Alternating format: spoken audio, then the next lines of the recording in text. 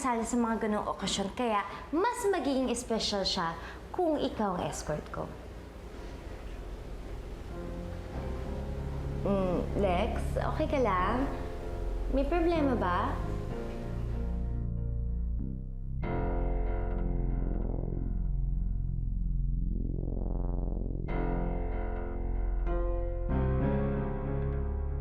Magkaboses kayo ng kapatid mo, di ba? Kahit sino malilito kung hindi makakita. Siyempre magkaboses kami ni Celestina, ikambal ko siya. Nasaan siya? Bakit mo siya nahanap? Eh, nandito naman ako.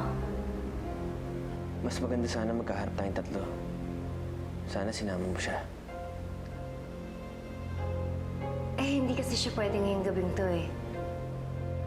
Alam mo, mas mabuti pa pag-usapan natin yung Santa Cruzan kasi ilang araw na lang, yun na yung gabing yun.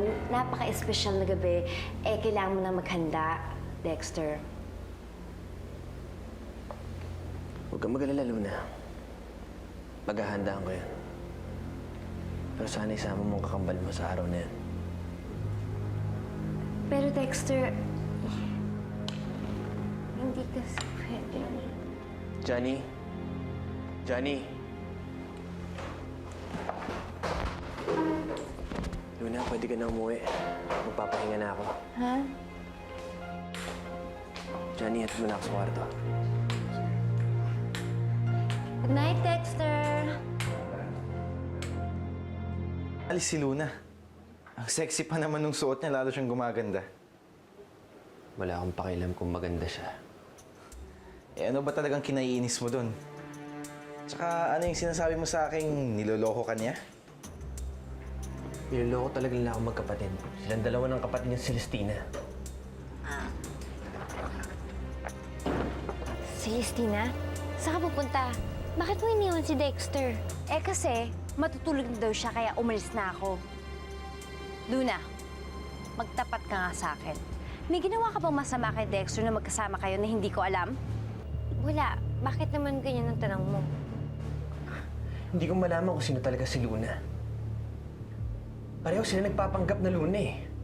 Parang gusto nila ipaniwala sa akin na iisa sila. Iisa sila. Alam mo, parang hindi na kita maintindihan eh. Nagtataka lang naman ako kung bakit biglang nag-iba yung trato niya sa akin. Biglang ang lamig-lamig niya na. Malamig?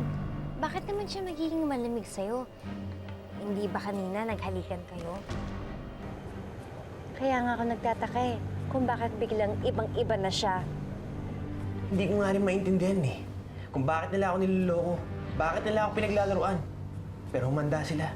Kung gusto nila makapaglaro, makipaglaro ako sa kanila. Nakahanap sila ng katapat.